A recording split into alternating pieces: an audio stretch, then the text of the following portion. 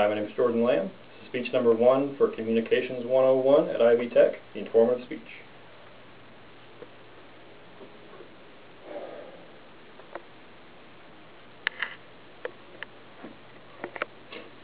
Driving down the road minding my own business when some stranger yells at me, "Ferrari!"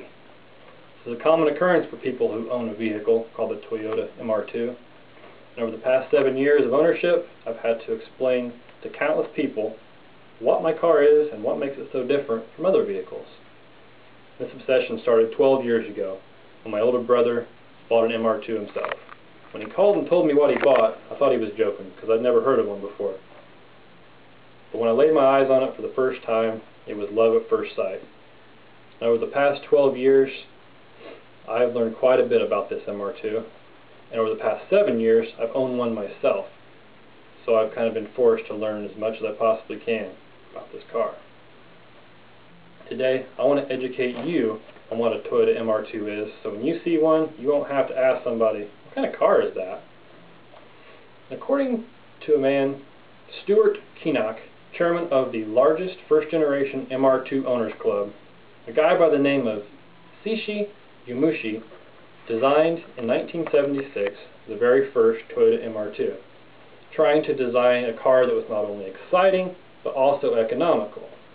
7 years after trial and error, in 1984, they released the first generation MR2 at the Tokyo Motor Show. Now, what does MR2 stand for? MR2 stands for midship, runabout, two-seater. What that means is they took the engine and put it in the middle of the car, right behind the driver's seat, instead of the front of the car like a normal vehicle. This puts the center of gravity right in the center of the car and makes this car drive like it's on rails. There are 3 generations of MR2s that were produced. The first generation, economical, 4-cylinder, light, really small, that only had 2 seats. So it wasn't a family car. This wasn't something that anyone was expecting from Toyota during that time, because up till then, all they were designing were 4-door little cars for families. This new first generation MR2, like this, had 112 to 130 horsepower, depending on where you bought it, and then they came out with a supercharged model, which was 145 horsepower. And according to R.M. Clark, author of the book MR2 Gold Portfolio, only 165,000 of these were produced in the entire world. Might be why you haven't seen one before if you have. Before they decided to redesign it and come out with the second generation MR2.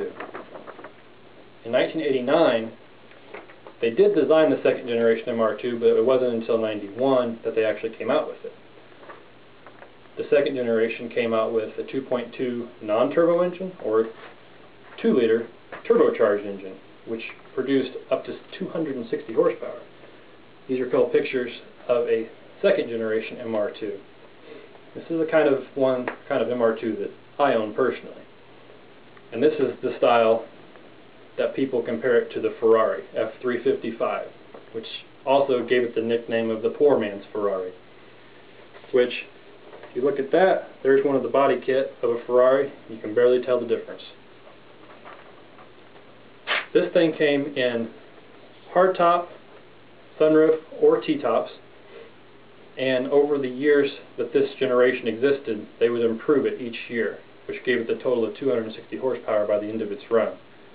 Its run ended in 95 here in the U.S., but didn't end until 98 in Japan. So it wasn't until 5 years later that the U.S. seen the next MR2, which actually they decided to label it the MR Spider. I personally don't care for the MR Spider all that much because it doesn't look anything like the first or second generation MR2s. But instead, if you look at this picture, it looks a whole lot like a Porsche Boxster. The average person could not tell if it didn't have the Porsche or Toyota emblems on it.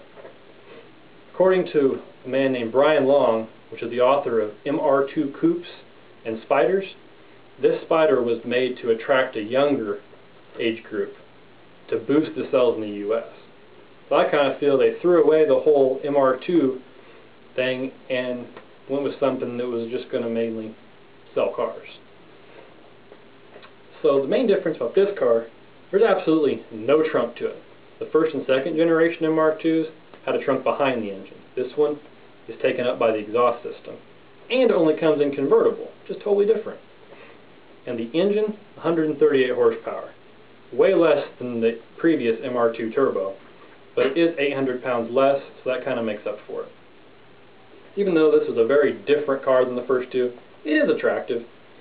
And I've heard it's a lot of fun to drive. I've just never got to drive one. So in conclusion, as with practically any car, anything can be done, especially with enough money.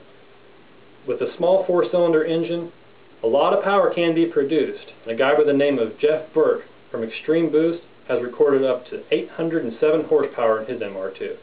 So now that you know a lot more than you ever thought you would about an MR2, maybe when someone asks you, what kind of car is that? You can look at them and say, well, it's definitely not a Ferrari. It's a Toyota MR2.